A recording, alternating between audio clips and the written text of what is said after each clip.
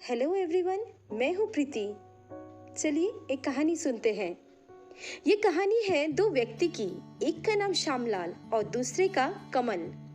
श्यामलाल के पास सब कुछ था, घर दौलत ऐशो आराम। तो दूसरी ओर कमल का कुछ भी नहीं था, सिवाय एक झोपड़े की जिसमें वो दिन भर का थकान मिटाता था। दोनों ही पड़ोसी थे। कमल बेचारा दिन भर मेहनत करके ही अपना दिन गुजारता था और श्यामलाल बड़े ही आसानी से अपने व्यापार से काफी पैसा कमा लेता था। कमल का दिन तो गुजर रहा था, लेकिन एक समय ऐसा आया कि जब उसे कोई काम नहीं दे रहा था। तो जब भिक्षा करने की नौबत आई तो वो श्यामलाल के पास चला गया मदद मांगने के लिए।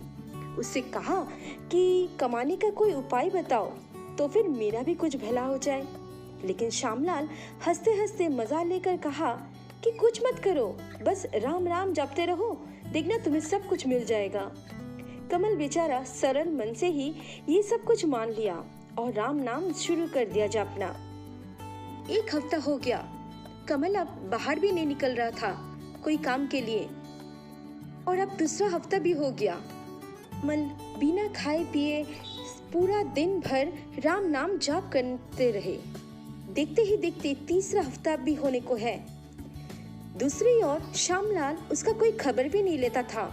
वो इसी सोच में था कि कब ये गरीब मरे और उसकी जमीन उसे मिल जाए। कमल बेचारा अपने घर में ही पड़ा हुआ था, सिर्फ उसका मुंह ही हिल रहा था, राम राम।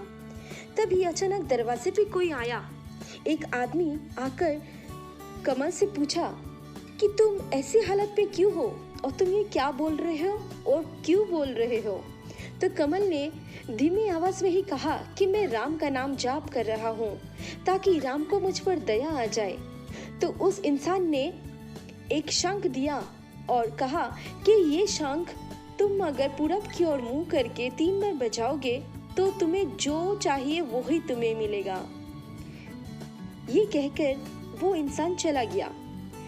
अब जो कि कमल बहुत दिनों से कुछ भी नहीं खाया था, तो वो शंख बजाकर उसके लिए खाना ही मांगा। और धीरे धीरे फिर उसके दिन बदले। अब उसके बदलते हुए हालात को देखकर श्यामलाल ने उसे उसका रहस्य के बारे में पूछा।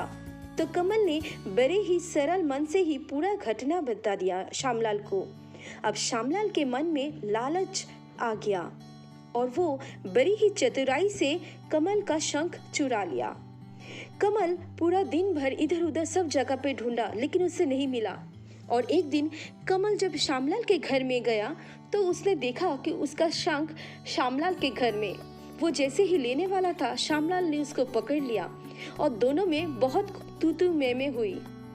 और अंत में श्यामलाल ने कहा कि मैं तुम्हें एक ही शर्त में ये शंख दे सकता हूँ। अगर तुम अपने लिए जो कुछ भी मांगोगे वो अगर मुझे दुगना दोगे तो फिर मैं तुम्हें ये शंख दे दूंगा। अब कमल के पास और कोई चारा ही नहीं था उसके मानने के अलावा, तो वो मान गया। लेकिन अब कमल मन ही मन ये सोच रहा था कि कैसे श्यामलाल को सबक सिखाया जाए। एक बार गांव में जब सूखा पड़ा तो कमल ने अपने घर के सामने में एक कुआं मांगा। तो दूसरी ओर श्यामलाल के घर के बाहर 2 कुआं बन गया। लेकिन कमल अपने कुएं से सभी को पानी देता था, तो दूसरी ओर श्यामलाल एक बूंद पानी भी किसी और को नहीं देता था। एक दिन कमल को एक तरकीब सूझा कि मैं जो कुछ भी मांगूंगा तो वो मुझे 1 मिलेगा और श्यामलाल को 2। तो कमल ने शंख से मांगा कि वो एक आंख से अंधा बन जाए। शंख ने कमल को एक आंख से अंधा बना दिया और वही दूसरी ओर श्यामलाल को दोनों आंखों से ही अंधा बना दिया। श्यामलाल दोनों आंखों से ही अंधा होने के बाद उसने घर से निकला और सामने कुएं में गिरकर मर गया। इसी तरह लालच का अंत हुआ। ये कहानी यहीं पर ही खत्म होती है।